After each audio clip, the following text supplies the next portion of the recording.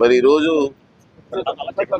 మా మిత్రులు గురువుగారు మోలారెడ్డి గారి విగ్రహం ప్రతిష్టాపన సందర్భంగా నేను ఇక్కడ రావడం జరిగింది. ముందే మా సోదరులు చెప్పారు, మోలారెడ్డి గారు, నేను, మన మంత్రి గారు చాలా సన్నిహితంగా ఉండేవాళ్ళం.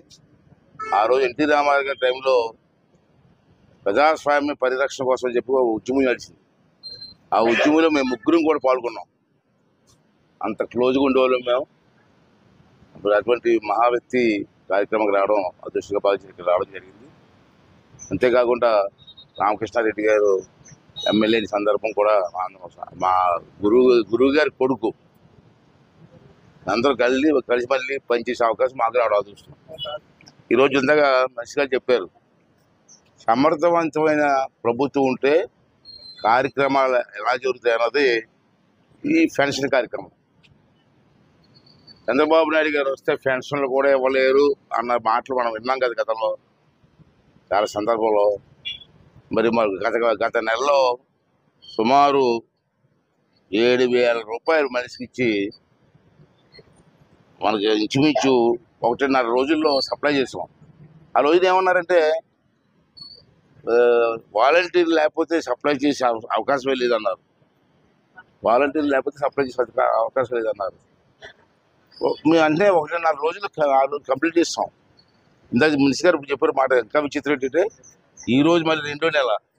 ఈ 2వ నెలలో ఇంచుమించుగా 64 లక్షల మందికి 44,82,000 మందికి పెన్షన్ స్టార్ట్ చేసిన వేళ 4,000 రూపాయలు మనిషికి.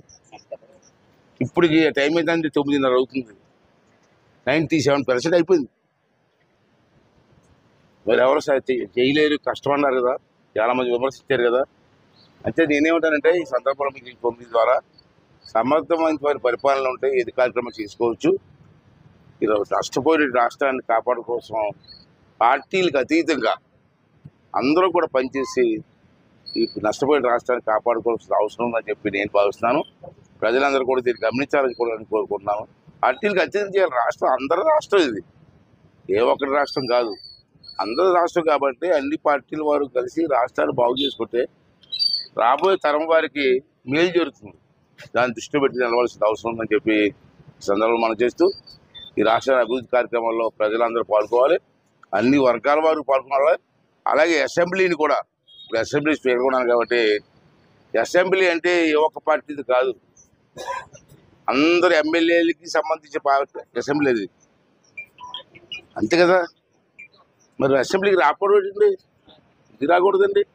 అందరూ వచ్చి అసెంబ్లీ పార్టిసిపేట్ చేయాలి. ఈ నియోజకవర్గం గురించి మాట్లాడాలా, రాష్ట్రం గురించి మాట్లాడాలా.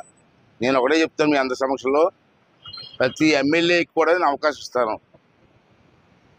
వైసీపీ వాళ్ళు వచ్చినా అవకాశం ఇస్తాను. నేను వాళ్ళకి హక్కు ఉంది మాట్లాడడానికి.